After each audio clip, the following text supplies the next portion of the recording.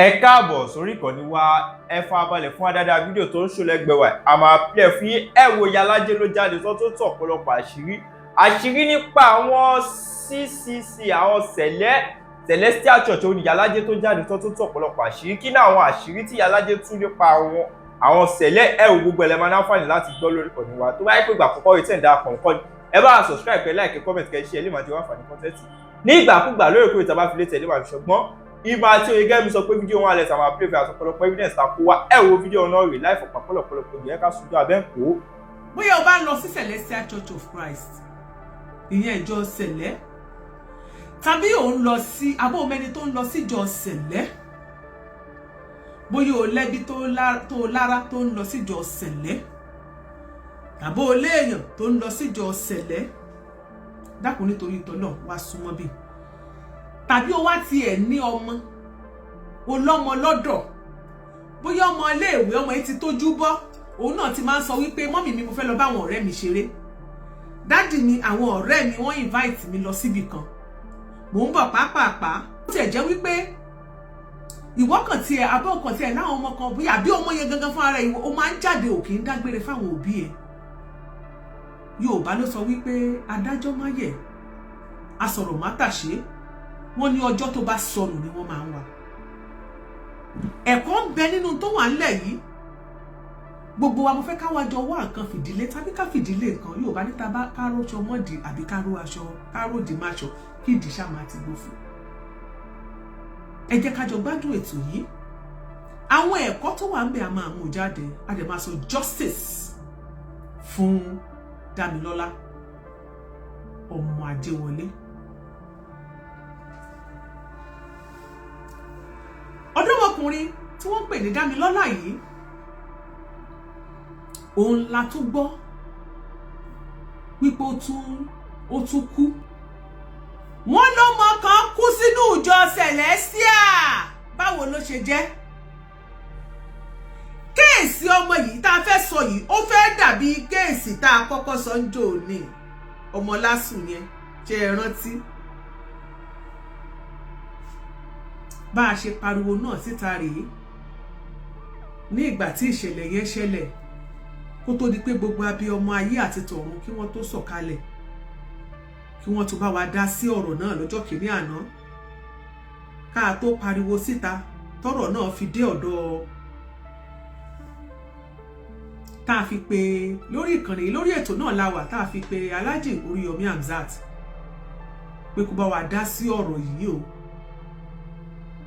pé kó bá wa dá sí ọ̀rọ̀ Quadri Súnkànmí tàbá rántí tẹ̀ bá gbàgbé ṣe rántí ọmọ tí wọ́n ti bá òkú ẹ̀ níbi ẹ̀yìn kò yé yín, tí wọ́n ti rì mọ́lẹ̀ nígbà tí wọ́n máa wú jáde síta tí gbogbo ẹ̀ ti di jágbajàgba. Ọmọ tó gbẹ̀gbẹ́ sẹ̀lẹ̀ kọjá, sẹ̀lẹ̀ church sẹ̀lẹ̀ kọjá tó lọ wo girlfriend ẹ̀ tàrẹ òyàṣẹ́ rántí ẹ bọ́ síbi kẹ́ wá gbọ́rọ̀ àwọn ènìyàn yín.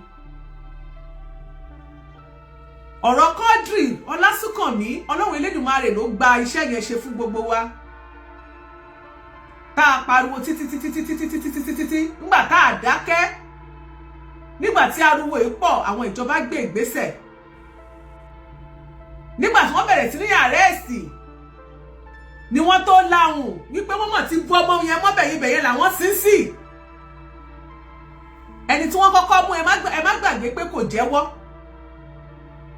Ìgbà tó wá lọ mú sheriff tó wá ní sheriff mú kó tó jápa, àwọn ọlọ́pàá wá fi wọ́n sí sẹ́ẹ̀lì ọ̀tọ̀ọ̀tọ̀, wọ́n sọ pé ó ti jẹ́wọ́ ó ní wọ́n ní o. Ló bá tó bòròbòrò pé báyìí làwọn ṣe ṣe, báyìí ní táwọn sí sí rè kán nìṣó ń bẹ̀. Làṣírí padà tú. Kó tó di páṣírí tú kò sí nǹkan táwọn èèyàn sọ tán. Àwọn kan lá hate ìjọ sẹ̀lẹ̀ ni, wọn ò like ìjọ Celestial ni. Wọ́n dẹ̀ pera wọn ní Kristẹni o, wọ́n dẹ̀ tí kò sí nǹkan táwọn èèyàn kan ò sọ. Ṣùgbọ́n nǹkan táwọn à ń sọ ni wípé ìjọmọlúàbí ni number 1.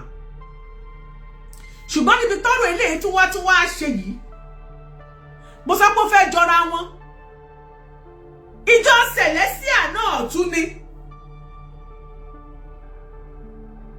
Ohun tá a gbọ́ ni wípé ní June 1st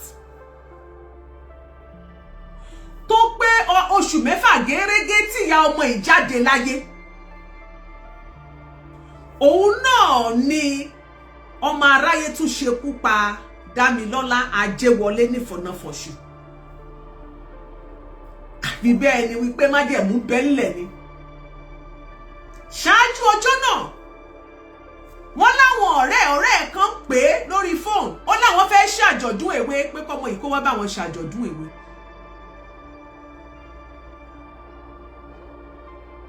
wípé àwọn fẹ́ ṣàjọ̀dún èwe pé kó wá bá wọn ṣàjọ̀dún èwe lọ́mọ náà bá gbéra lóòótọ́ ló bá ní kóun lọ yí àwọn ọ̀rẹ́ ẹ̀ sí wọ́n pè pé wọ́n fẹ́ ṣàjọ̀dún chọ́ọ̀chì wọn òun náà bá lọ láti chọ́ọ̀chì tó ti lọ ṣàjọ̀dún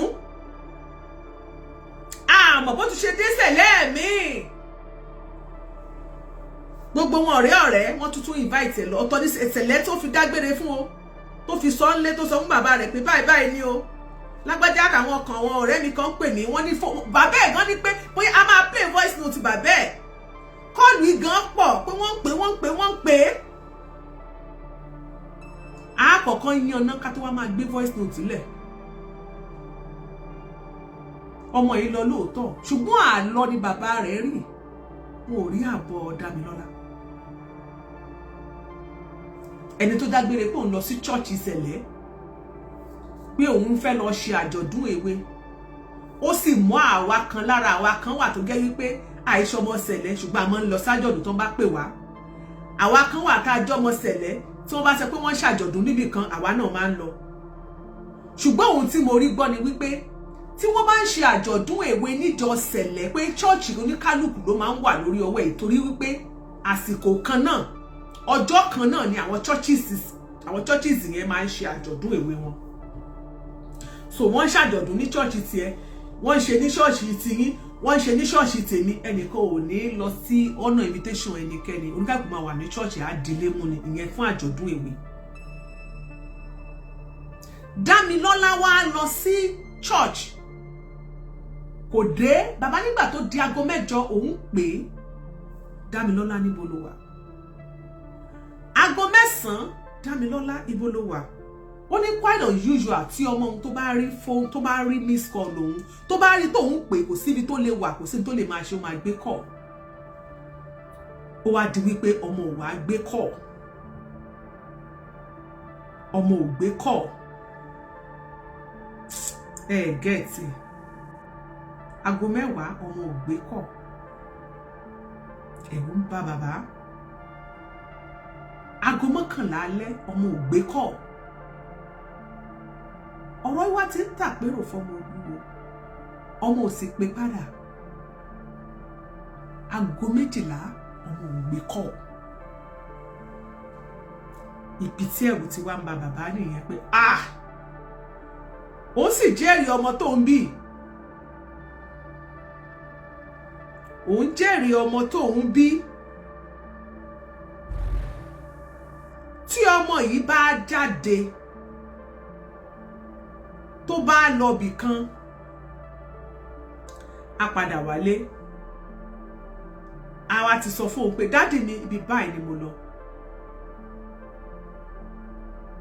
dádì mi ibi báyìí ni mo wà bàbá ò sì gbọ́ kọ́mọ sọ̀rọ̀ mọ́ ọmọ ò pè padà nígbà tó di ọjọ́ kejì lọ́jọ́ Monday bàbá bá sáré dìgbàdìgbà pé kí lélẹ̀ ìwọ̀n òrírú eléèrí ó di police station. Celestial Church of Christ lẹ́sẹ̀kẹsẹ̀ orúkọ ìròyìn lẹ́sẹ̀kẹsẹ̀ ni.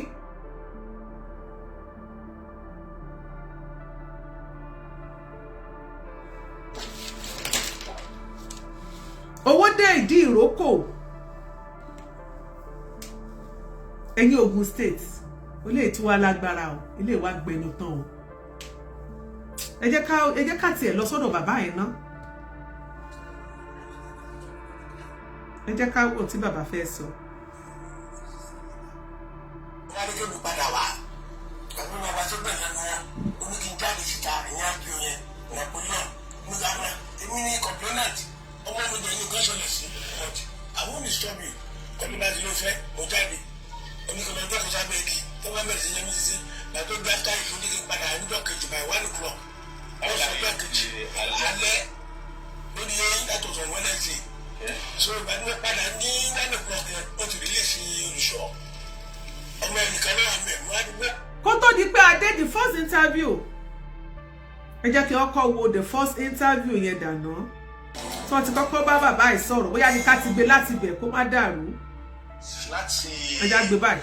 Owó dé ìdí ọ̀tá, a tún tẹ ọkọ̀ létí padà sí ìlú owó dé gangan láti wá kí bàbá gangan, bàbá tó sọ̀rọ̀ tí wọ́n sọ̀rọ̀ lórí ikú ọmọ wọn tó ń bẹ̀rẹ̀ fún ìrànlọ́wọ́ pé káwọn èèyàn jọ kí wọ́n ràn wọ́n lọ́wọ́ kí àìmá jẹ wọ́n gbé àbábà àlèlé àṣàpẹ̀lẹ́sà ìṣẹ́ sàá lákọ̀ọ́kọ́ náà. Nítorí wípé láti ìgbà tọ́rọ̀ ẹ ti ṣẹlẹ̀ ní sùúrù náà, ìgbà tọ́rọ̀ ẹ ti ṣẹlẹ̀ láti June 1st, ìgbà tó máa di bí June 7, Celestial Reality ó dẹ̀ pé ó ti ń gbé show yẹn.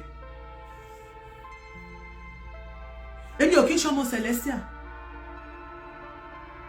ṣùgbọ́n èmi rò bí pé ó yẹ kí àwọn ọmọ Celestial ẹ bá wa power tap. Thank you so much Mrs. Shiju, God bless you ma. Èmi expect pé àwọn tó jẹ́ àwọn Celestial lórí ìkànnì yìí tí wọ́n ní ẹnu àwọn ló máa sọ pé kò real, that thing is not true, that kìíní kan, they will not investigate, they will not be kìíní kan. Èmi bí pé mo believe pé ó yẹ kí wọ́n ti join ní struggle yìí ni. Kí àwọn akáwọ̀ kí n tí ọmọ ṣẹlẹ̀ káwọ́ máa wọ̀n pé ẹ káre, but to my surprise gbogbo wọn dákẹ́ tí nǹkan kan bá ti ṣẹlẹ̀ nínú ìjọ. Ká sọ pé nínú ìjọ generally àwọn ìjọ tó bá ti kàn yẹn wọ́n wá dákẹ́, ẹ wọ́n máa ṣàbòsí kọ́mẹ́ǹtì rádaràda, àwọn kọ́mẹ́ǹtì tí ẹ fẹ́ fi yọra yín kúrò nínú ọ̀gbùn, àwọn kọ́mẹ́ǹtì tí ẹ fẹ́ máa fi ṣe defend, àwọn kọ́mẹ́ǹtì tí ẹ fẹ́ máa fi protect. What are you protecting?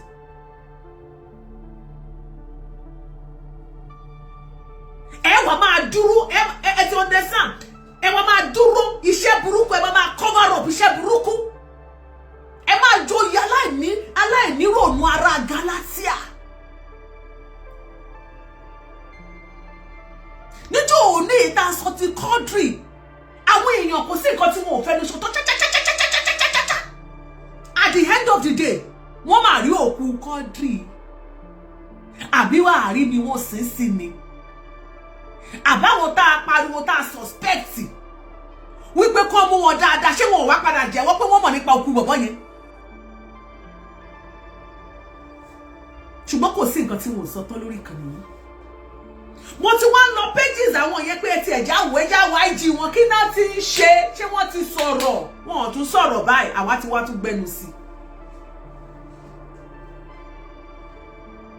Gbogbo ọmọ Nàìjíríà ẹ jẹ́ kó ní kálukú wà very very careful. Ẹnikẹ́ni tó bá fẹ́ jáde nínú ilé àbí tó bá lọ́mọ tó lọ bì kan máa mọ bí tán lọ. A ò ní ṣìrìn, àwọn ọmọ wa ò ní ṣìrìn. Ṣé rí gbogbo àwọn tó pera wọn ní chọ́ọ̀ṣì, gbogbo àwọn tó pera wọn ní pásítọ̀, gbogbo àwọn tó pera wọn ní wòlíì, gbogbo wọn kọ́ lọ́lọ́run mi mọ̀.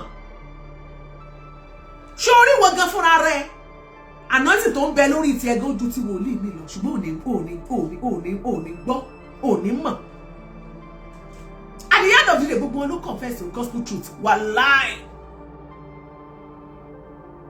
Ibi ìlàwà.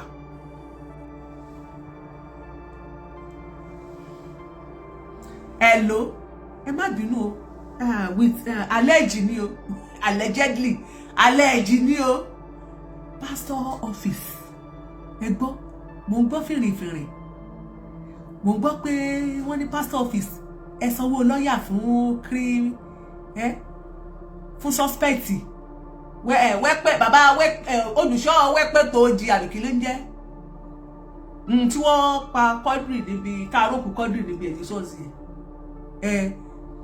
wọ́n ní sọ alẹ́jì ni wọ́n lẹ́yìn ìṣẹ̀lẹ̀ tún dìfẹ́ǹdì ṣé ká má ti pè ní criminal káwọn ilé ẹjọ́ kan fìdí ẹ̀ múlẹ̀ fún wa ká sọ pé criminal act ká má sọ pé àwọn gangan criminal torí ilé ẹjọ́ ló lè fìdí ẹ̀ múlẹ̀ kó lè pèèyàn ní criminal suspect alẹ́ ẹ̀jì ni o ẹgbọ́n pastor's office ṣé lóòótọ́ ni wọ́n ní ẹ̀ sọ́pọ́ọ̀tì ẹ̀ ń fútu bíi bàbá nìyẹn wẹ́pẹ́ tó jì ẹ̀ ń fútu bíi bàbá nìyẹn wẹ́pẹ́ tó jì ẹ̀ ń fútu bíi ẹ̀ ṣé ká wá sọ pé ìjọ ṣẹlẹ̀ tún fọwọ́ bo ó tún fọwọ́ bo rọ ni ká sọ pé pastor's office ẹ jẹ́ ṣọ́ra yín pastor's office ṣé o pé pàtẹ́ ẹlẹ́yan ẹ̀yìn chairman tax force tẹ́ ẹ yọ kí lórúkọ bàbá tí wọ́n yọ kúrò ń bẹ̀ yẹn o ẹjọ́ ẹni ọmọ ṣẹlẹ̀ rán mi létí bàbá tax force wọ́n yọ orúkọ rẹ̀ kúrò yìí bàbá ó rẹ̀ pé ọmọ Kótónú ọmọ bíi ẹjọ́ rán mi létí bàbá tó wà ń bẹ̀ tẹ́lẹ̀tẹ́lẹ̀ wọ́n yọ orúkọ ẹ̀sẹ̀ wọn lọ fi assistant kìnìkan bóyá retired deputy police àbí nǹkan ẹ wá lọ fi ṣe ṣáàmà ẹ wá yọ ẹni yẹn kúrò kó lè mọ bá yín da kéèsì wádìí kó lè mọ bá yín tọwọ́ bọ kéèsì ẹ dákọ̀ bàbá bàbá àjòvì àdá fún yín wọ́n yọ orúkọ bàbá àjòvì kúrò wọ́n ní bàbá àjòvì ó rẹ̀ pé bóyá wọ́n rí pé iṣẹ́ tí bàbá àjòvì ń ṣe ọ̀rọ̀ Jésù ni yóò mọ fìdí òtítọ́ múlẹ̀ ohun tá a ṣe fún bàbá yẹn á fẹ́ dàbò pa á fẹ́ bu pa bàbá yẹn náà ó sọ̀rọ̀ ẹ̀ di gábéèjì fún wa ni ṣùgbọ́n gbà tá a bá sọ̀rọ̀ bàbá yẹn ó padà sọ̀rọ̀ síbi tọ́rọ̀ wà òun gan bàbá yẹn mọ òtítọ́ sì ń sọ dòmìnira bá a ti ẹ̀ bu jù bẹ́ẹ̀ lọ yóò kò ṣáà ní ọ̀rọ̀ wa kò ní jẹ́ kó dùn òun ṣùgbọ́n yóò padà dúró tòtítọ́ wọ́n bá lọ wọ́n yọ bàbá àjòvì ẹ lọ gbé retired police kìnìkan tẹ́ ẹ bá tọwọ́ bọ kéèsì kankan lójú ṣẹlẹ pastor's office hello evangelist àbí superintendent Káyọ̀dé Àjàlá media man ní tẹ́ ẹ bá kọ ẹmọ tẹ́ ẹ mọ̀ kọ́ gbogbo àwọn tiẹ̀ ti kó fún jò ní ẹ ti mọ tẹ́ ẹ mọ̀ kọ́ kéèsì tó wà lẹ̀ tẹ́ ẹ bá tọwọ́ bọ kéèsì kankan lójú a máa tẹ̀ sí lójú yánkanyànkan torí mo expect pé ìjọ ṣẹlẹ̀ bẹ́ẹ̀ kì í kàn ṣe pé kẹ́kọ̀ọ́ lẹ́ẹ̀ dájọ́ sílẹ̀ àwọn tax force yẹn retired police commissioner kò sí nǹkan tó kàn ní ẹ bá fi ṣe tẹ wá ní pé torí pé a lè máa wọlé sí gbogbo tó yẹ kó wọlé sí táwa bá gbọ́ anything a máa yànkànyànkà ẹ̀ ni nǹkan tẹ̀mí expect kí ìjọ ìṣẹ̀lẹ̀ sí àmàṣe number 1 tax force yín ẹ jẹ́ kó máa jáde síta gbogbo ibi tó yẹ kó mójútó àwọn church àwọn tó wà branches tó yẹ kó máa wọ àwọn tó yẹ kẹ́ ẹ tì wọ́n pa ìjọ tá a ti ń pariwo tó wà ní Maryland kí ló jẹ́ ṣẹlẹ̀ metro àbí kí ni jẹ́ tó mọ́ ń lura wọn tó mọ́ ń ṣe backup làwọn ọlọ́pàá ó mọ̀ wọ suit tó mọ̀ gbé gbogbo kí ni gàjẹ́ẹ̀tì wọn tí wọ́n mọ̀ gbé wọ orí ọ̀tà orí pulpit ni ní táànù gbogbo ibi tẹ́ pè ní táànù làwọn ọmọ ọlọ́pàá pétépété yẹn pẹ̀lú gbogbo kó lára káwọn sọ ní gbogbo ẹ̀ pẹ̀lú ìjà ogun wọn pẹ̀lú búùtù ẹsẹ̀ wọn ni wọ́n ń wọ̀ orí pẹpẹ apariwo títí dò ní iṣẹ́ ẹ̀rí wọn ṣe nǹkan kan sí mo mọ̀ póòsì kan tó ti ṣẹlẹ̀ tipẹ́tipẹ́ ni mo fẹ́ fi kẹ́ ẹ lè mọ̀ pé mo ń padà bọ̀ wá fún yín ni ẹ lè rí nǹkan kan ṣe metro parish mo mọ̀ wọ́n kú ìjà ní ṣáṣáṣáṣáṣá bí kọ́ ọmọ kwaya kó gbá màmá kan létí gbàgà kò sí nǹkan tẹ́ ní ṣe sí ṣọ́ọ̀ṣì yẹn èyí tẹ́ pera ní task force ẹ̀ fọ́ọ̀tì èyí tẹ́ pera ní pastor's office gan àti rí iṣẹ́ yín dáadáa torí jò ní wọ́n ní aládé bu pastor mi ò dẹ̀ bu pastor báyìí mò ń pàkíyèsí pastor sí ni ṣé lóòótọ́ ni ẹ fún wọn ní 1 million alẹ́ ìjì ní o tó bá yẹ pé ẹ bá fún olùṣọ́wọ́ ẹ̀pẹ́ tó di lọ́ọ̀yà tẹ́ fi gba lọ́ọ̀yà fún pé kán ló máa fáìtì kó lè jáde pẹ̀lú ìwà burúkú tó wù yẹn òkú odidi èèyàn tó bá lè jẹ́ bẹ́ẹ̀ lóòótọ́ kò ní easy fáwọn méjèèjì Ọlọ́run kò ní easy Ọlọ́run kò ní easy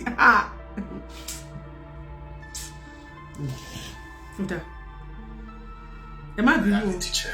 nígbà tá a gbọ́ lórí ìṣẹ̀lẹ̀ tó ṣẹlẹ̀ lórí ikú ọmọ Samuel Ọlọ́run jẹ́ ká tó rí rẹ̀ mọ́ ṣá lágbára Ọlọ́run ẹ̀ ní fojú sùn kọ́ mọ́ mọ́ lágbára Ọlọ́run àbá pẹ̀tù sí lẹ́kọ̀ọ́ sá àti gbogbo fámìlì Richard pátápátá ẹ bá dárúkọ yín náà lákọ̀ọ́kọ́. èmi ní Hey, Mama T, please power tap, power tap. First ìṣẹ̀lẹ̀ kan ṣẹlẹ̀ lórí ọ̀rọ̀ ọmọ yín dé tí ó di pé ọmọ yín ó tẹ̀lé ọ̀rẹ́ lọ sí ìjọ CCC lẹ́sẹ̀kẹsẹ̀ parish lọ ṣe ìkórè. Lákọ̀ọ́kọ́ church wo lẹ́yìn gangan lọ? First Baptist Church náà lọ. Ìwọ tó máa ń lọ tó máa ń tojú bọlé kiri fún gbogbo ìkórè. Ó ti lọ ṣọ́ọ̀ṣì tiẹ̀ dé o. December wà ní mọ́mí ẹ̀kú ọjọ́ tó pé oṣù mẹ́fà gangan náà ló náà tún wọlé kú ilé báyìí. Ó pé oṣù mẹ́fà gẹ́gẹ́. Mama tí ó ṣe jàre. Ẹgbẹ́ ló bá mi ti wéjú níjọ́ ẹ̀ mo ti lọ sọ mọ́ fìtá. Ẹgbẹ́ ẹ̀ tó wéjú wọn kò sí ní kí wọ́n jáde òun máa bá mi sí. Pàdé rẹ̀ ṣe onítọ̀ wọn ní kó jẹ́ ká jẹun. Ó ń jáde òun lọ sí ṣọ́ọ̀tọ̀ rẹ̀ ń ṣe pé òun yẹn. Pé àwọn oníṣẹ́ àwọn ó ní ìdí ọ̀tá sọ̀kalọ́kálá mi ni kò dé alóhùn ìfẹ́ náà máa dé nǹkan kan. Ó ní kò sí ní àjò tó kéré. Kò sí o. Ọjà náírà ìjọ ń pè mí pé bá kò ta gbangba mi. Mo ṣọ́wọ́ àdámàǹtì kò dé òun yẹn tó fi yọ. Ó ti yẹ yín. So gbogbo Saturday night ni wọ́n fẹ́ pé ọmọ mi. Pé kó wá. Wọ́n pè é kó máa bọ̀. Ṣé gbọ́? Gbogbo Saturday night ni wọ́n fi ń pe ọmọ yẹn pé kó wá. Wọ́n ti wẹ́ni tí ó fi ṣe kíni tí wọ́n fi kó fánlẹ̀ náà dájú bí o. Ẹja mọ̀ gbọ́ lọ ni o gẹ́gẹ́ bí bá a ṣe interpret ẹ̀ ní báyìí. Tẹ̀bí ìdùnnú bíi kólukọ́ kàbí lù lọ. Ọmọ tí ò lùlù tí èsà kọrin. Kí lẹ wá ń pè sí? Àwọn ẹ̀dá bíi bọ́ọ̀lù gẹ̀ẹ́ ní orí àlàmbá tó lọ́ mẹ́mbà ní. Ọ̀tọ̀ ẹgbẹ́ ló ṣe ẹ̀kọrin àti ẹ̀. Èmi bà kan kẹ̀lé mi bẹ pẹ̀lú mi wọ̀lá ẹ̀. Ó tó gbà tọ́mọ yín dágbére tó lọ lọ́jọ́ Sunday lọ́nà 1st of June yẹn tí ó padà wá mọ́. Ó tó bí ọjọ́ mélòó lẹ fi wá wò ó pé kí ló ń ṣẹlẹ̀ gangan níbo lẹ fẹ́ wá sí àti pé níbo àbáwò lẹ ṣe ṣe déjì níbi pé ẹ fi kan òkú ẹ̀ ní church yẹn àti pé báwo lẹ ṣe complain fọlọ́pàá ìgbésẹ̀ wo lọ́lọ́pàá gbé ìwé ní gbogbo ọ̀rọ̀ jẹ́ dúró ìṣókí ẹ̀ṣọ́ náà kì í ṣe ọjọ́ mi ò fi ń gbọ́mọ mi koríkọ́ mi kó má pè bàdà tí ó bá kọ́kọ́ pè mí níta pè mí àńdáde àánú ò ti ń bọ̀ ní ojúmọ̀ kò tó wà wọlé ilé ẹ̀ wọ́n pé wọ́n mi for consecutive 5 times to the ring there was no response. Ìgbàlá yà mi ti ń já mo pè ní 8 o'clock 9. Ìyá yẹn dé sùn 6 months ago kò yẹ kó rú sí ìkùn ẹ lọ báyẹn. Bàbá ṣáàdà náà mo gba police station lọ àwọn ọmọ ní ọ̀nì second. Báwa táàpù báwa táàpù. Fún àwọn ọlọ́pàá dẹ̀ sọ wípé so IPO tí mo Napoleon ló ń jẹ́ oní ọmọ track fóònù ẹ̀mí rẹ̀ gbọ́ kankan by Tuesday mi ò gbọ́ anything. Ìgbà tó bá di Wednesday ní kọ́ wá confirm fún pé ọkọ̀ wà ní junction ìtẹ́wájú gba títì oríta ẹ̀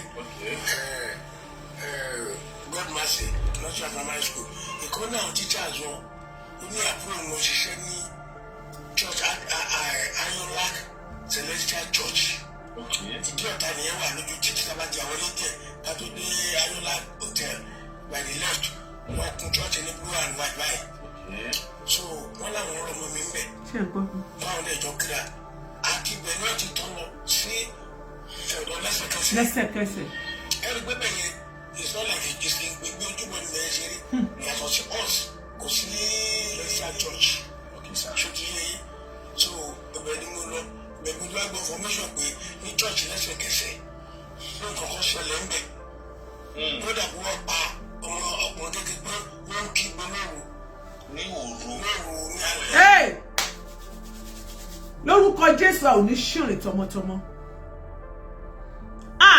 Ọlọ́run mi ò.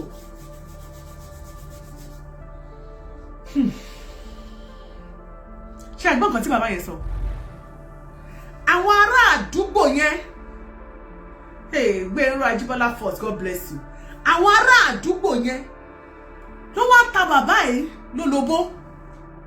Bàbá ṣọ́ọ̀ṣì ibi tẹ́ ń lọ yìí tẹ́ tí ń wọ́mọ yín ibẹ̀ kọ́ ni ẹ lọ. Ṣọ́ọ̀ṣì kan wà tó ní àdúgbò wa lọ́hùn mi tá à ń gbé. Ṣẹlẹ náà ní ṣùgbọ́n ṣẹlẹ̀ yẹn ṣẹlẹ̀ lẹ́sẹ̀kẹsẹ̀ ni kì í ṣe bí tẹ́ wà yìí lóòru ọjọ́ yẹn wọ́n pa ẹnìkan wọ́n ṣe nǹkan kan bẹ̀ lóòru tẹ́nìkan ké lóòru ẹ̀lò ẹnìkan pariwo lóòru wọ́n ní wọ́n pa ẹnìkan lóòru bàbá ṣọ́ọ̀ṣì bí kọ́ ni kẹ́ ẹ máa lọ sẹ́ ẹ tírèsì ibi tó jẹ́ lẹ́sẹ̀kẹsẹ̀ lọ ìṣẹ̀lẹ̀ kan ṣẹlẹ̀ lóòru àwọn ará àdúgbò tá a gbọ́ pé ẹnìkan pariwo tí wọ́n pa lọ́jọ́ tí bàbá yìí ìjọ tẹ̀ ń dárúkọ pé ẹ̀ ti rọ́mọ yín nǹkan kan ṣẹlẹ̀ ní ṣọ́ọ̀ṣì yẹn bí ṣẹlẹ̀ yẹn tí ìbá dẹ̀ ṣe pé nǹkan ti máa ń ṣẹlẹ̀ bẹ́ẹ̀ tẹ́lẹ̀ wọn ò ní sọ pé bí ṣẹlẹ̀ yẹn gangan ni kí wọ́n lọ wọn ò ṣe ní kó lọ síbi ilé tó wà lẹ́gbẹ̀ẹ́ ṣẹlẹ̀ wọn ò ní lóko sọ pé ládé street yẹn wọ́n ṣe wá dárúkọ pé ṣẹlẹ̀ yẹn gangan ni kẹ́ ẹ lọ. táwọn èèyàn ń gbọ́ wọn lè jáde síbẹ̀. wọn ò lè jáde. lójú bá ti lọ síbẹ̀.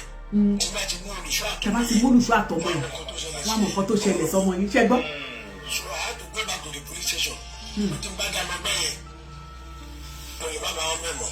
wọ́n á lọ padà sí police station wọ́n á rí kó ìṣọlọ́pàá tẹ̀lé mi mo rẹ̀ ṣáda machine mẹ́ta tó 2,000 ó lé 6,000 ó lé 11,000. a rẹ̀ ṣe bíbẹ̀ àpàdé ẹ̀ a rẹ̀ dúpẹ́ olùṣọ́ lẹ́sẹ̀kẹsẹ̀ ó ní ẹ̀. God adu God bless you. ṣùgbọ́n tá a débẹ̀ àwọn ọlọ́pàá yẹn èmi yẹn sọ pé ó yẹ kán tẹ wọ́n ní jọ́ọ̀jẹ̀ kan sọ̀rọ̀ àlè kan bá ó lè rí relics àbí rí lẹ́gbẹ̀sì ó kàn sọ pé àwọn ní àdéhùn ní police station àwọn náà bẹ̀rẹ̀ nǹkan olówó àrí owó dé níbi tó ti ń ṣe tó fóun ṣe. ọmọ ẹ ti padà sẹ́nu iṣẹ́ ní ló ti tún fóun ṣe. tó ṣe tó fi jọ mọ́ra wọn so àwa ní kò ní ṣe mẹ́ ìgbà tí máa débẹ̀ máa rí pé di ọmọ tó ń dúró ṣe ó wá sílé wá lọ tọ́ọ̀sì. ó wá sílé wọn lọ́jọ́ tọ́ọ̀sì. láti ìwé títí náà ṣẹlẹ̀ lọ́mọ yẹn wọ́n dà ìwọ ní oní yẹn ṣé wọ́n lò ní fóònù tàbí ṣe oní yẹn ṣé wọ́n lò pé dájú bá bá ìwà àti dáadé ìṣàjọyọ̀ ní chọ́ọ̀chì oní yẹn àwọn ọlọ́pàá ní pé ìjẹ́ káwọn ṣiṣẹ́ àwọn pé kí n bá wọn rí ìjẹ́ ká dé station so. bọ̀bọ̀ yìí ọmọ olùṣọ́ yìí òun ló ń bá ọmọ bàbá yẹn lọ́jọ́ ń tún fóònù ṣe bàbá yìí ló wà wò pé ó wá ní àwọn lọ́jọ́ tọ́ọ̀sì wọ́n ti ẹ̀ ní wọ́n ti fẹ́ wọ́n lọ́mọ olùṣọ́ tó ṣé o pé wọ́n kàn sọ fún bàbá pé ẹ lọ mú olùṣọ́ yẹn àti ọmọ ẹ̀ àmọ̀ nípẹ̀ àwọn tó ta lólobó yẹn kankan ti ń ṣẹlẹ̀ ń bẹ́ tẹ́lẹ̀ wọ́n ti nǹkan kan ti ń ṣẹlẹ̀ ládùúgbò yẹn tẹ́lẹ̀tẹ́lẹ̀ tí wọn ò láwọn fún bàbá ìgbà tó wá níbi tí wọ́n ti lọ mú olùṣọ́ wọ́n wá béèrè pé ọmọ olùṣọ́ ńkọ́ wọn ló wà lẹ́nu iṣẹ́ lówó dé wọn kàn wá níbẹ̀ wá ní mo mẹ́ẹ̀nà ṣe bí wọn ló wálé wa lọ́jọ́ tọ́ọ̀sì ṣe bí wọn ló ń pe ọmọ pé kọ́mọ máa bọ̀ ìwọ ló ìbẹ́jì ẹ̀sájọ́dún bàbá òde ṣe pé bàbá ọmọ jíṣẹ́ fún pé dájì mi ọ̀rẹ́ mi invite mi sájọ́dún bàbá òmẹ́ni kò mọ̀mọ́rẹ́ ẹ̀yẹ àṣírí wá tú pé ẹni tó lẹ́ tó bá ń tú fóònù ṣe ó ṣe kíni ó rí invite òun sájọ́dún wọ́n wá bá a lọ́wọ́ tó ń tú fóònù ṣe pé ó sì wálé wa lọ́jọ́ tọ́ọ̀sì ṣe bí wọn lò ń tún fóònù ẹ̀ ṣe ó ní yẹn ìwọ lè bẹ́ẹ̀ tẹ̀ sájọ́dún nìyẹn ó ní yẹn ọlọ́run ló ní kó ní yẹn kó mọ̀ sọ pé no aláwọ̀ ọ̀rọ̀ burúkú.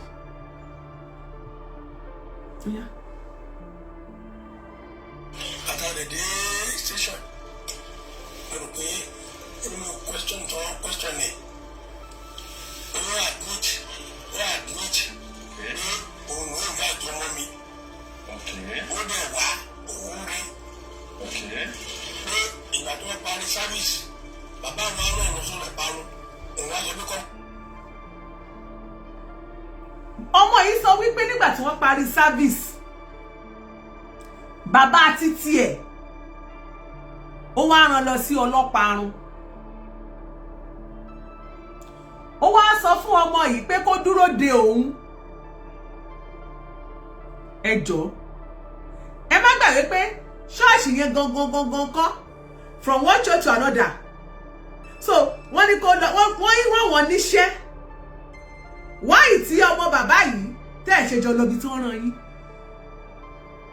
ṣebí wọ́n lo invite bí wọ́n ló wá bá bóyá láàárín ìgbà tọ́mọ yẹn ó yẹra ni o bóyá àìwí àmọ́ àlẹ́jì ni tó tá a bá ní ká máa sọ bó ṣe ń rí lọ́pọlọ wa á dàbí ẹni pé bóyá kìíní àti mọ̀ ju àti mọ̀ ìyá ọ̀ṣọ́jọ̀ṣọ́ lọ ṣùgbọ́n tá a bá ní ká rò dáadáa ó lè jẹ́ táìmù tọ́mọ yẹn fi jáde bóyá kí àánú ẹ̀ mọ́ bá a ṣe àbí pé àmọ́ ti mẹ́ran wá o ẹ jẹ́ kí n jáde lọ nǹkan ẹ lọ ṣe pé ẹ̀rù mọ́ máa bà mí torí ọmọdé lọmọ ẹ̀ ọmọ tó kù yìí ọmọ 25 years ni ọ̀rẹ́ yìí náà bí 20 plus bí 21 or 22 ni ìyẹn lọmọ tán lọ mú ẹ̀ tó mẹ́ran fún bàbá ẹ̀ àti mọ́ tán fẹ́ràn ṣe bóyá ọmọ olùṣọ́ sì wà ní kóòtù ní àti ìmọ̀ ẹ jẹ́ kí iṣẹ́ ìwádìí máa lọ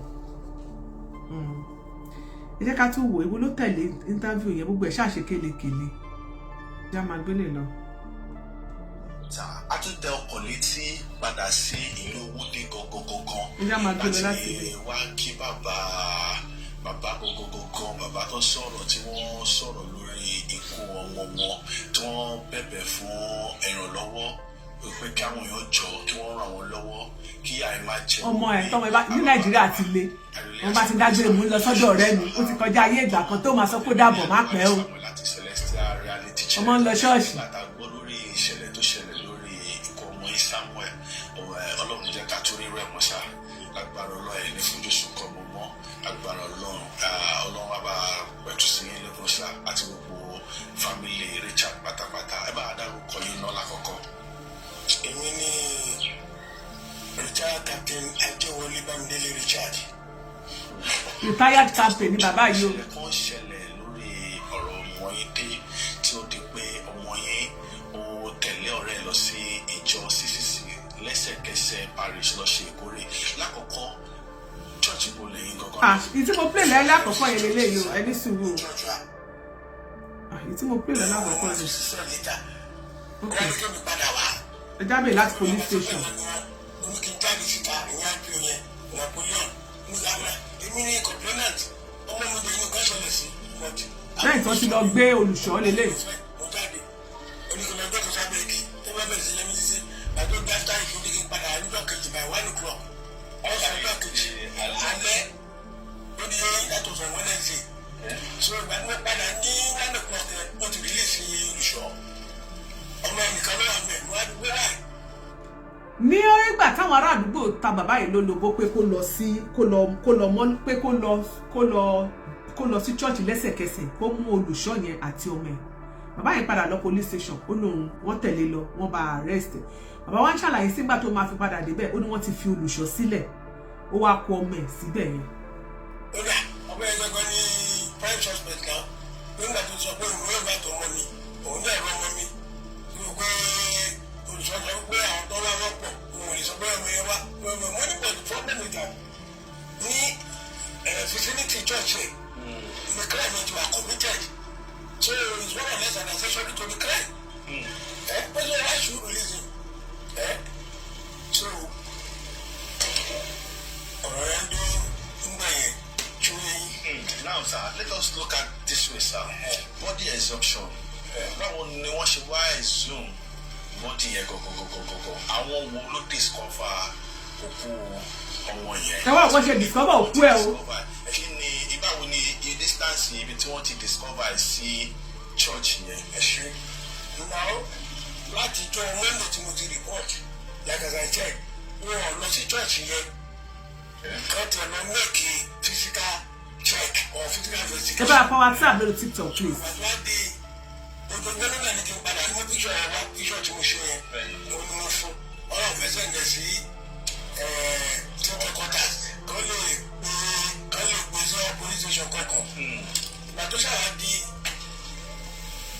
Saturday mo wá yarí pé ẹ jẹ́ ìjẹ́ká dé church yẹn wọ́n sọ pé àwọn ti lọ síbẹ̀ láàárọ̀ kí wọ́n aṣọ òun ní IPO yẹn pé ìdúró ẹ̀mí ìyọ̀ kọ̀ọ̀kan òun fẹ́ kí òun ta díẹ̀ àwọn tún ìrọ̀jú ní kí n débẹ̀ tó tún ìrọ̀ ti débẹ̀ ṣé ń bọ́ ó ṣàánú ìyàgbà àwọn fìyàwùs kankan so ká tó fún police station lẹ̀ ó ti lọ gbé around 4 after 4 lọ sí fún ọ̀dẹ something so bàtà wa débẹ̀ ó yàgò gba àkókò inú pọ́ káàkiri yẹn bóyá ìdúró yẹn so later làwọn ọmọ ẹgbẹ́ mi tí wọ́n tẹ̀lé wa lọ wọ́n discover òkú ọmọ mi tó tó fúrúùtù ní orí omi òun ló wá ya ipo ló wá ya picture ló wá rí kí n jẹ́ kí ṣùgbọ́n tó ti discover kú yẹn ó wá pé olùṣọ́ yẹn náà bí etí odò yẹn he led up to 300 to 500 meters from the church. Ẹ̀yin church yẹn láti rọ́pò ọmọ yẹn ìgbà tó yẹ dẹ̀ pé náà tó ń bọ̀ ibi gbogbo odò yẹn ló ń gbàgbọ́. Mo gba ìmẹ́rù tí ó lè torí church ní gbogbo yẹn ń gbà wọlé ibi etí odò yẹn òun ló ń tó ìbọ̀ sódò tó wá dé wọ́n ti rí pa àti rẹ́kù báyìí wọ́n ṣe re-arrest ẹni yẹn wọ́n ṣe wá fi sí sẹ́ẹ̀l. Tó ń gbà fáwọn ti rí pù wọ́n ṣe pé wàdà mọ̀ tí ì rí sìn yẹn yàtọ̀ mọ̀ tùgbà tí àwọn ti rí evidence lọ́wọ́ wá re-arrest ẹ̀. But thank you. Tí n bá lọ síbẹ̀ ìta ló máa ń wà ìta níwájú wájú ló máa ń wà lórí bẹ́ẹ̀jì. Wọ́n fi sẹ́yìn káńtà. Púrọ̀tà pẹ̀lú yúgọ̀tì mọ̀pọ̀lọ́wọ́ ẹ̀. ẹgbẹ́ kọ́mí capital offence. Ìṣòwò yúgọ̀tì àtomi. Bó tilẹ̀ ní àwọn kó wà nínú sílẹ̀ kó máa dùn ún ìta lẹ̀ ń jù sí. Bàbá ní kó mọ dòórùn. Wọ́n sọ̀rọ̀ ni pé nígbà tó bá dàmú láàmú sí ẹgbẹ́ bàbá àwọn tó bá sún mi ìwé wá mọ́. Tá ń sọ bẹ́ẹ̀. Ṣé ọkọ ní dọ́là ní Friday and Monday so kọ̀mánì lọ sọ àwọn sáà ni ní bàtálọ̀ tí mo ti rìtáyà. So wọ́n ló wà ń pass bàtú wá níjọ́ Tuesday mo máa lọ síbẹ̀ mo ká bí ìṣẹ̀lẹ̀ lọ́nà mo wá ṣàlàyé mo ní what yà pé tọ́ọ̀ bá tẹ́ bẹ̀rẹ̀ rẹ̀ akọ́ transfer sí ọ̀dọ̀ àwọn pé àwọn máa pè pé commander á dẹ̀ pé commissioner direct. So wá fún mi ní captain kan àìlò náà pé investigation of sáà pé ní ayò ní àmì pẹ̀lú military police àtàwọn armed soldiers like 3 or 4 àrẹ commissioner vehicle àwọn ọ̀dọ̀ police station yẹn. So wà á ta débẹ̀ gbogbo ọ̀sà wà so ọ̀sà ìkànnà bá DP on the street DP wá rí emissary CEO. Ó fẹ́ confess bàbá yẹn. Bàbá mi ṣáta wọ́n tó lọ sí ilé ìwé náà lókè bá ti di 8 níjọ́ Wednesday kí n wá and I was there àfi lọ sí ilé ìwé níjọ́ Wednesday kàtà lè dán ṣúgà aṣọ ìwà níjọ́ Friday bàbá tó máa wá wọn mú níṣọ wá ọmọ ẹnìkan ṣoṣo náà ń wá ọ̀rẹ́ tí yóò fà tó ọmọ mi tó dà mí pé òun rí church nìkan náà ń wá wọn kọ̀ fọwọ́ so àwọn ọ̀dọ́ mi máa ń tábù lẹ̀ nígbà kan wà mẹ́ tó jẹ́ pé ọmọ tiẹ̀ náà ọ̀rẹ́ ọgbọ́n yẹn ni wọ́n pè ní Ramadan so Ramadan yẹn náà tọmọ yẹn àwọn èyí náà pọ̀ mọ́ mi ní Saturday night títí wá tẹ̀ lẹ́yìn àwọn ní kí ló dé ní ọlọ́pàá wa bẹ̀ pé ṣé lóòótọ́ ni onílòótọ́ ni onífọ̀nù gangan ni Ramadan yẹn ló fún pé ọmọ mi wọ́n ní kí ló ń pè fún wọ́n lè fẹ́ sọ fún wípé kó so oúnjẹ lẹ̀ pé àwọn mú wá sílé wọn kọ́ wá jọ you can imagine that video ẹjọ́ ò jẹun lè wá rí ọmọ yóò jẹun lè wá rí o lọ́lọ́pàá wa rí pé kí n má dààmú yìí pé kí n sún sáyé kí n kó lọ́ọ́ environment yẹn mo ló dá torí mi mo sọ pé mo yẹ kó àárẹ̀ súnmọ́ àyẹ̀wò ẹgbẹ́ tó mọ́ wá olúwa nínú àwọn ilé epo kan tó ń ṣiṣẹ́ lọ́nà lárúurú mo yẹ sọ pé kọ́ lọ síbẹ̀ kan lọ pé Ramadan yẹn náà wọ́n gbé àbáyàwó olùṣọ́ náà àwọn méjì ní ẹnìkan ń dábìí ẹ̀ bàtà ń dábìí ẹ̀ tán ló wá mú wa lọ síbi tí wọ́n sọ òkú ọmọ sí tó di náà ìgbà tó wá di náà a gbọ́ pé wọ́n ti sin àwọn ọmọ Samuel. Bẹ́ẹ̀ni nítorí báwo ni. Wọ́n ti ṣe autopsy wọ́n ti fi ọmọ yẹn. sọ pé kẹsìn instruction wo ni ó fà ń pé kẹsìn tó kúrò sí. náà nígbà tá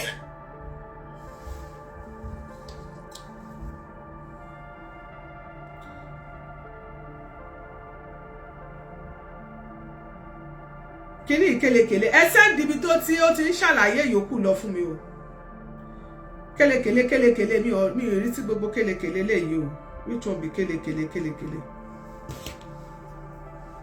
ẹsẹ̀ ní tí bàbá yẹn kí ló kàn lẹ́ ó sọ̀rọ̀ nípa pé àwọn ọlọ́pàá ló ní pé kò lọ ṣe autopsy mo fẹ́ kẹ́ ẹsẹ̀ níbi tó ti sọ wípé wọ́n ṣá ọmọ yẹn ìgbà tó rí òkú ọmọ yẹn mi ò tí ì gbọ́ yẹn ìgbà tí wọ́n rí òkú ọmọ yẹn bàbá yẹn sọ pé wọ́n ṣá ọmọ yẹn wọ́n ti ṣá ojú àpá wà lára ẹ̀ I need that one please send it to me now send it to me now Bishop ẹ send it sí mi if Bishop is there ẹ send it sí mi tó bá wà lọ́wọ́ yín àbí Celestial Reality ibi tí bàbá yẹn ti sọ wípé ọmọ yẹn gbà tí wọ́n rí òkú ẹ̀ tán pé wọ́n ti ṣá àpá ojú àpá ti wà lára ẹ̀ wọ́n ti ṣá ọmọ yẹn yánnayànna. Then another thing again tó ń kọ mí lóminú òun ni wípé òkú ọmọ yìí ti kú látọ̀n the 1st kò dẹ̀ float sí di bí on the 17th àbí nǹkan náà tó rí. Torí ìgbà tí àwọn tó lọ wo bẹ̀yẹn a ní kán wo gbogbo ẹ̀gbẹ̀ẹ̀gbẹ̀ bẹ̀yẹn wọ́n ní pé wọ́n ń wa yanrìn lẹ́gbẹ̀ẹ́ odò yẹn. Ṣé kìí ṣe pé ibi tó ti ń wa yanrìn bí àwọn kan tó ní gbogbo investigation ló yẹ káwọn ọlọ́pàá bá wa ṣe. Òkú ò gbọ́dọ̀ pé 17 days àbí how many days later ló tó di pé wọ́n rí ló tó léfò, kò yẹ kó rí bẹ́ẹ̀. Kò yẹ kó tó bá yẹn kò tiẹ̀ yẹ kó pé wọ́n dẹ̀ pé 3-4 days àbí 5 days ó yẹ kó ti léfò. So kó má di pé bóyá wọ́n sin sí ẹ̀gbẹ́ bí yẹ̀pẹ̀ bí tí wọ́n ti rí yẹ̀pẹ̀ bí etí odò wọ́n kàn ra ṣeéṣe mọ̀ pé wọ́n máa irú àwọn nǹkan gìrìgìrì báyẹn kò ní wọlẹ̀ títí tí wọ́n bá sáré ṣe gìrìgìrì bóyá àwọn tó ń wa yanrìn nígbà tí wọ́n rí làwọn ti sẹ́gbẹ́ odò àti màá fẹ́ káwọn ọlọ́pàá ṣe investigation rẹ̀ dáadáa kí lè tó kù wá fi pẹ́ tó báyẹn kó tó di pé ó léfò. Èmi ò rí irú ẹ̀ rí gbòkù máa ń pẹ́ tó báyẹn kó tó léfò. Ṣé ti send it, please, who is sending it to me? Send it sórí number tó parí with 7082. Celestial Reality 7082. Ibi tí bàbá sọ pé wọ́n ṣá ọmọ yẹn, wọ́n ṣe pàbí máa pàbí tí mo ti rí mọ́. Ẹ kàn ṣe kíní kélekèlé ni. Ẹ jẹ́ kí n wọlé. Ta ló ń sọ̀rọ̀ ilé ìgbọ̀n tí ẹ yọ signal? Please, I want that one. Mi fẹ́ lè.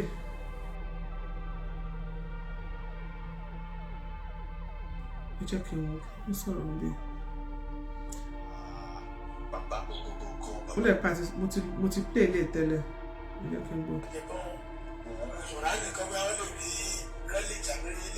Ẹ̀rọ mo ti play lè. Please, ẹ send that one sí mi yẹn ni mo need sí mi ò play gbogbo ẹ̀ tán. Please, ẹni bá mi wá yẹn ibi tí bàbá ti sọ wípé tí bàbá jẹ́ wọlé tó ti sọ wípé òkú ọmọ yẹn pé wọ́n ti ṣá ìyẹn lókù tí mo fẹ́ play. If you see that one, please, that ibi tó wà yẹn gangan nìkan mo ní ìmọ̀ apá ibi tó wà mọ́ mi. I think I've watched too much. Ẹ má bínú ẹ̀yin tèmi.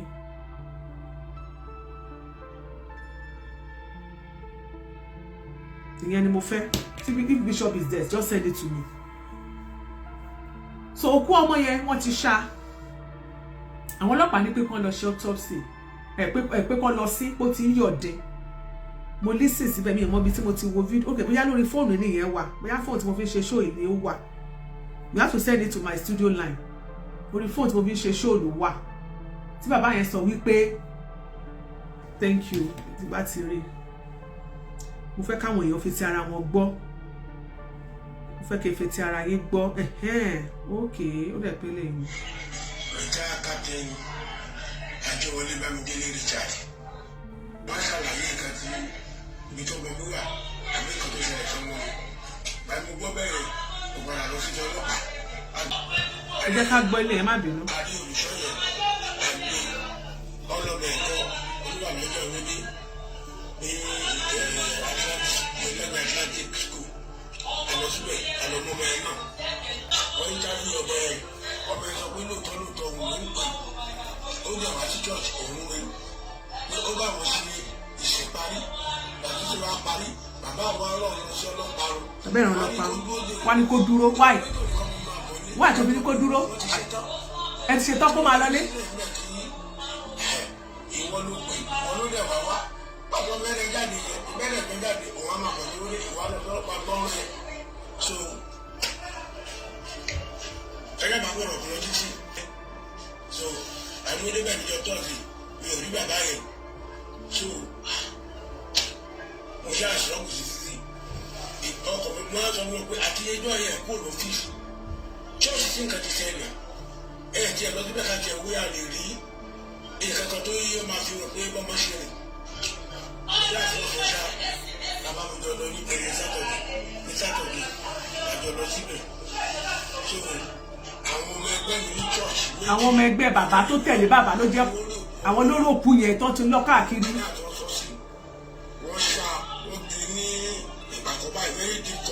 Princess ọmọ yẹn wọ́n lọ́dún ọjọ́ kẹta àbí à.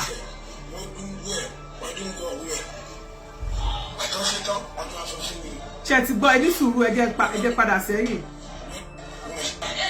bàbá mi jọ lọ ní. ẹ máa gbọ́ nǹkan tó ṣe wọ́n dúnbù ẹ̀ ní o. àwọn ọmọ ẹgbẹ́ mi ní church méjì. àwọn méjì. àwọn ni wọ́n lè kú ọmọ mi. nínú kàdá tó sọ sí. wọ́n ṣá ní ìgbàkọ́bá very deep cut. wọ́n ṣá lẹ́gbẹ̀ẹ́ wọ́n ṣá lọ́wọ́ wọ́n ṣá lẹ́sẹ̀ wọ́n dúnbù ẹ̀ wọ́n dúnbù ọ̀hún ẹ̀. àtọ́sítọ́ wọ́n gbé fótó. kàdá lọ́lọ́ tó máa fótó tó ní ìfúnjọ sátọ̀dẹ̀ yẹn àti nígbà tó ní pé àti ní òkú lọ́wọ́ dúró lọ́gbọ́n bá yẹn padà lẹ́yìn ìwà àti sínú ṣẹ́ tó àgbà náà ni mo ti lọ tí mo ti ń bọ̀ mo ti náwó náwó. ok June 7 ló flow tàbí. wọ́n ti mo ṣàmọ́ wọ́n yé iṣẹ́ wọn ṣàkó wọ́n ṣe iṣẹ́ rárá èmi ni mo mú ilé àwọn tó ń ṣọmọ mi ní ṣùtàbó wọ́n ní láàrin ìgbà tí olùṣọ́ ìfẹ́ ọmọ ẹ̀ jáde ìwọ́n mú ọmọ mi wọ́n ṣe báṣubàṣu wọ́n ṣe báṣubàṣu. wọ́n ṣá wọ́n pa wọ́n gba aṣọ rẹ̀ wọ́n gba fóònù ẹ̀ wọ́n gba bàtẹ́ ẹ̀ wọ́n fà nìkan ló kù sí ọmọ mi káàrí tó lè fò sí ojú omi báyìí so mo ṣá ṣá kárí lọ sọ́ndé mo tó lọ́sọ̀ rẹ̀ níbẹ̀ ìjọba bá mi yẹn nínú òkè wọ́n yẹn nínú òkè so bá mi gbé ọmọ mi wálé so àtìlọ́sọ̀ Peter ọlọ́pàá lọ fún wa ní ọ̀dà àwùjá lọ sí. ọlọ́pàá nìkan lọ sí ó ti ń yọ̀dé. àṣẹṣẹ wà ó sí àwọn gbèsè ni ọ̀gá ní ìwádìí tí mo ṣe wọ́n ní pé ọdọọdún ní olùṣọ́ yẹn ló máa ń lo àwọn ọmọ ìlú dẹ̀ máa ń bá wọn mú àwọn ọmọ tó máa ń gba títọ́ ṣe wà. ẹni sùúrù bàbá ní nínú iṣẹ́ ìwádìí táwọn ṣe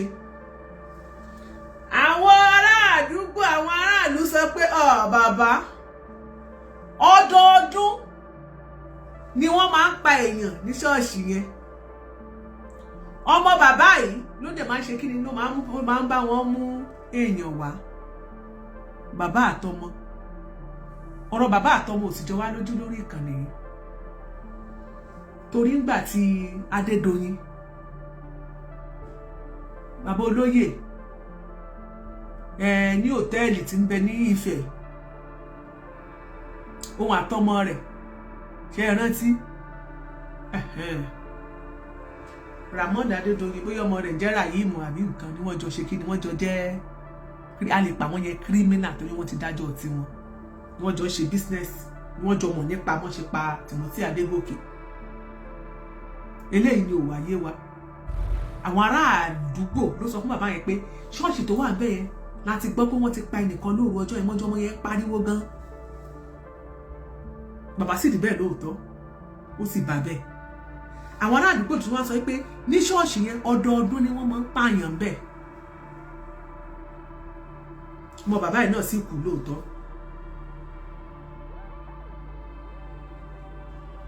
ìwọ tọ́mọ máa dágbére fún pò lọ́bì kan bóyá tó bá sọ pé àwọn ń lọ sí church inú àwọn máa lọ wá ti rò pé àbí church ìdí Ọlọ́run lọ́dọ̀ gbàdúrà mẹ́ inú ẹ ló mọ̀ o ò mọ inú ẹ lòmíì ọlọ́mọjà ṣìrìn o nínú iṣẹ́ ìwádìí táwọn ọlọ́pàá bá ṣe la tó máa mọ nǹkan tó ń ṣẹlẹ̀ báyìí o bóyá àwọn ọmọ ẹlẹ́gbẹ́ òkùnkùn bóyá àwọn ló ṣá o bóyá wọ́n gbé ẹ̀jẹ̀ ẹ̀ ní o kò tí ì yé wa gbogbo ìtàn ṣe sọ ìyàlẹ́ ìjì ni ṣùgbọ́n ó jọ gàté kò jọ gàté ṣé kò mọ fẹsẹ̀ méjèèjì kò mọ fi tíró gàtìgàtì báyìí ọ̀rọ̀ ilé ó ti pàpérò fọmọ lówó. wọ́n ti ṣe àwọn méjì sínú kàdá mẹ́ gbogbo ló máa di ẹnì kẹta. wọ́n ti ní ọmọ bàbá yìí ló máa di ọmọ kẹta pé ọdọọdún ni sí ọdún kẹta rèé.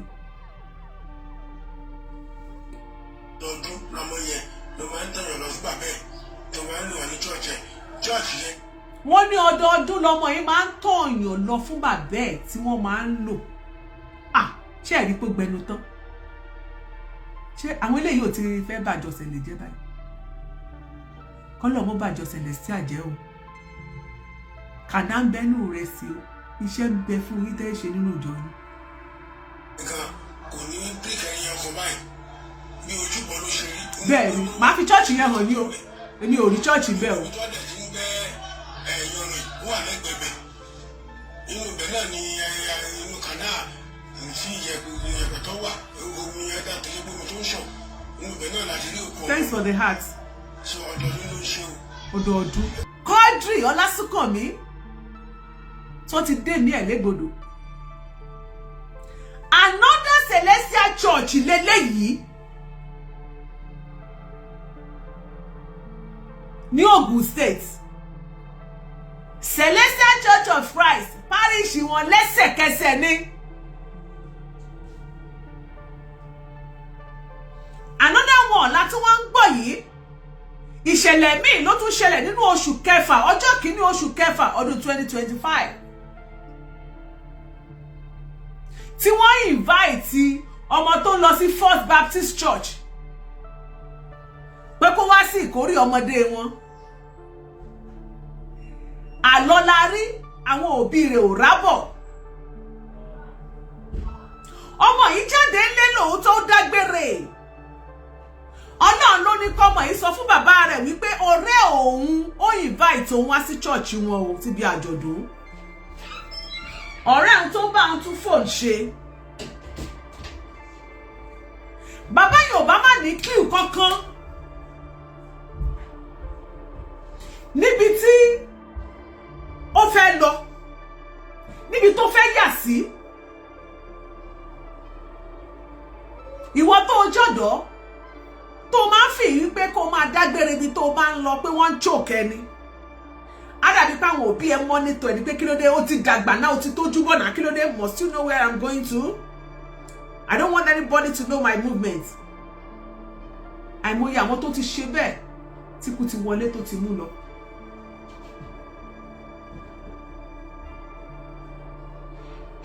Eléyìí kì í ṣọ̀rọ̀ olóṣèlú eléyìí. Eléyìí kò jáde òru.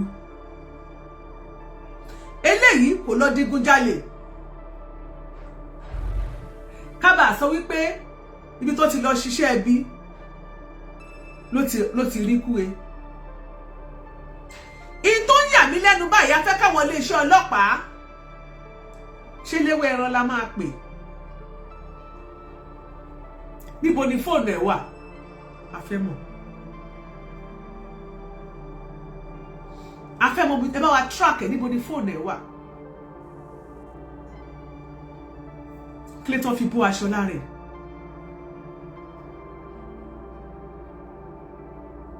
Princess Ọmọyẹni Àkànkẹ́.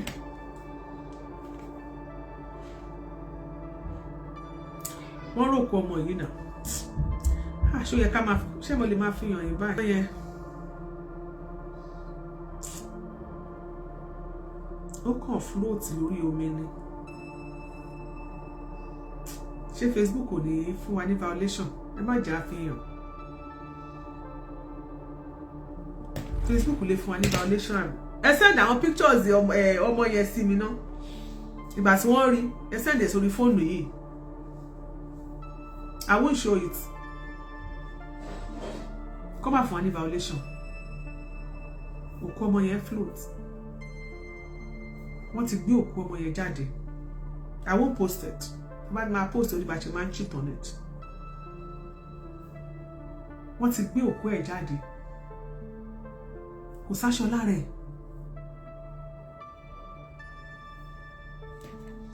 Picture olùṣọ́ yìí mi ìmọ̀dí tẹ́ẹ̀yẹ tí get picture olùṣọ́ yìí. Ẹ jọ̀ọ́ kí lorúkọ olùṣọ́ yìí náà? Ẹ pè wọlé. Ẹ pè wọlé. Ẹ fún wa ní update. Ẹ fún wa lórúkọ olùṣọ́ yìí, complete orúkọ olùṣọ́ yìí. Wòlíì lẹ́sẹ̀kẹsẹ̀ yìí. A dẹ̀ ń pariwo síta, a fẹ́ kí gbogbo iléeṣẹ́ ọlọ́pàá, ẹ má bá tag iléeṣẹ́ ọlọ́pàá, they have to do something about this case. A dẹ̀ fẹ́ kán tọwọ́ bọ̀. A dẹ̀ fẹ́ kí ìjọ Celestial Church of Christ worldwide, ẹ fẹ́ káwọn èèyàn yín kán step aside. Ẹ má step in o, pé tẹ bá step in, a máa jẹjú yín gan. Hello? Sir? Ẹ má kúrọ̀lẹ́. Olúwa kú iṣẹ́ o. Ìjọ ṣọ́ọ̀ṣì yín tí màá tuntun ní kéde hà. Ṣé ìṣọmọ ṣẹlẹ ni? Ọmọ Jésù ni mí, ìyálà Jésù. Ọmọ Jésù ni mí. Ṣé rí gbọmọgbọmọ ìjọ ṣẹlẹ sí àti ń pọ̀ jù? Ẹ jókòó kẹ́ ẹ rò ṣá. Àìlóòótọ́ wa náà ló sún wa débi tá a wà yìí. Àwọn èèyàn máa ń ṣiṣẹ́ bí àwọn èèyàn tó dẹ̀ mọ̀ pé àwọn èèyàn ṣiṣẹ́ bí wọ́n dẹ̀ wà wí ẹ̀. Ṣùgbọ́n àní sòótọ́. Inú mi dùn mo lè pàtẹ́wọ́ fún yín pẹ̀ sòótọ́ ọ̀rọ̀. Òun náà ní ìyára jẹ́ àásọ̀rọ̀ ọba tọ́lọ̀ fún wa láṣẹ láti sọ. Àìlóòótọ́ yẹn ló sún wa débi tá a wà yìí. Torí tó bá jẹ́ pé gbogbo wa ló àfi ẹnu pọ̀ tá a sòótọ́ ni. Hello. Àbí débi tá a wà yìí lẹ́nu tó ti ìyára jẹ́. Bíbélì sọ nínú ìwé Ecclesiastes chapter 3 verse 17. Even I said to myself, God will bring into judgment all the righteous and the wicked, for there will be a time for every activity, a time to judge every deal. Before, any of those things, some of them will have been happening long time ago. So every secret that is revealed or every activity is still exposed, the only control about only here àti máa jáde several times tó dẹ̀ ti máa lọ tọwọ́ òní tẹ̀. Òun làwọn àgbàdo bá ṣe sọ pé ọjọ́ gbogbo tó lè ṣùgbọ́n ọjọ́ kan nítorí kan. Bẹ́ẹ̀ so ìyára jẹ́ sọ́rí kèsì yìí nígbà tí a gbọ́ ní CRC ẹ̀rọ náà bà mí ṣùgbọ́n ara kọ̀ mí láti lọ láti ṣiṣẹ́ lé lórí. I was like ṣé a máa ṣe instance at the end gbogbo àwọn ọmọ ṣẹlẹ ajáde wọn ní olùṣẹ́ wa right is correct is kìíní kan reality check is spoiling the church is destroying the image of the church nǹkan tó máa sọ nìyẹn. sọ̀rọ̀ image ṣé o destroy lélẹ̀ ìwà ilé yìí ò ti wá destroy ni. yeah so ẹni gbọ́dọ̀ fojú wa rí ní ti káàkiri. I know. wọ́n wà bẹ́ẹ̀ báyìí. At the end of the day àwa la padà àwọn ìtọ́ra ṣì ní padà tún pé wọ́n pa káàdì ni. wọ́n pa nǹkan kọ ìyálàjẹ wọ́n kún wẹ́lẹ́wẹ́lẹ́ ní bí ìgbà téèyàn lo nǹkan lára. Bẹ́ẹ̀ni písìsì ni wọ́n bá àwọn tí ẹ bá lódìdí mọ̀ gbogbo odidi èèyàn ò tiẹ̀ ju bí báyìí lọ ó di písìsì báyìí ìdòkú kọ́bẹ̀ ọ̀nà kò sí tapá ti tan èèbó ló wà. Yes, so that is the issue with our church. When we know the truth and we refuse to say it, we will always have this problem. Anyway, so by the time we got this information, we were like, okay, let's go and do investigation on this case. Let's try and see what is going on with this case. And we started on that very particular post. Baba and we analyzed. I think that was about 7 minutes. Baba actually, people were coming. Our members were coming under the post to say, hey, it's not celestial. That thing did not happen in our church. It's not a celestial thing. That in particular, people they were just posting like that. Only last press is one blocking because I know their tricks, we know their cheating, we know how they do. They are always jumping to defend rubbish and nonsense and criminal activities. And that is not good. We shouldn't be doing that in the body of Christ. We shouldn't call ourselves Christian and be misbehaving. So by the time I lost investigation wa tí ojú gbogbo rí, number one ọmọ yẹn wọ́n lọ bẹ́ ọ̀nù ẹ̀. Wọ́n gé wọ́n fi àdá ẹgbọ́n tí bàbá ẹ̀ ṣe sọ.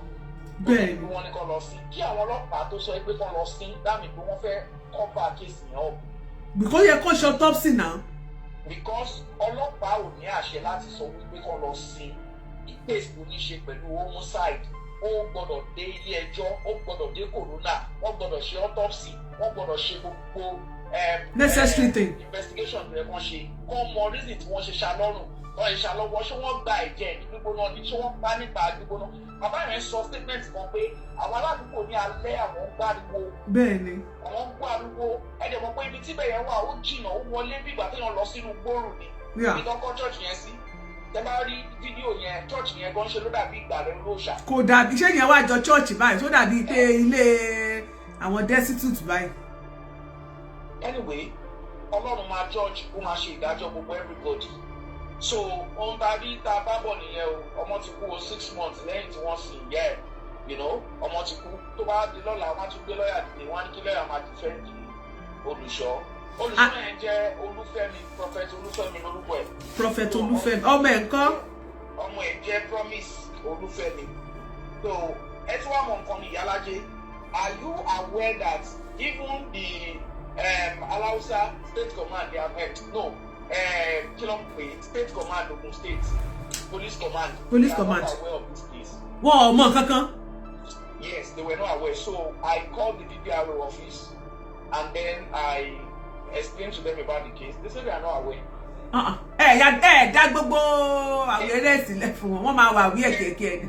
Case yẹn ti wà ní ìdíròkò owó dé láti how many months? Láti how many weeks? Yeah, how many weeks? They were aware. So láti June 2nd tí bàbá ti lọ fẹjọ́ sùn. Láti June 2nd. I will show you the church now.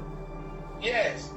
So they were aware. They were not asking us to send them information, any information that we have, we should send it. But when this Baba submitted his the son's picture and the phone contacts, they promised him that they are going to radio signal in Abeokuta. But they never did. They never signal anybody. So at the end of the day, Bàbá dẹ̀ sanwó. Bàbá sanwó kan fi signal sí wọn. Ó sanwó tracking. Yes. So bẹ́ẹ̀ tìgbà tí wọ́n á lọ gbé òkú ọmọ ní Saturday June 7 tí wọ́n ti rí ṣe bí ó yẹ kí wọ́n sọ kò yẹ kí public kí lè máa ń pè PPRO office kọ́ máa wà pé ẹ̀rọ kan báyìí ṣẹlẹ̀ náà. Ṣe understand? So àwa la ṣe wá fún wọn ní update information IPO contact nǹkan kan. The next day láàárọ̀ Friday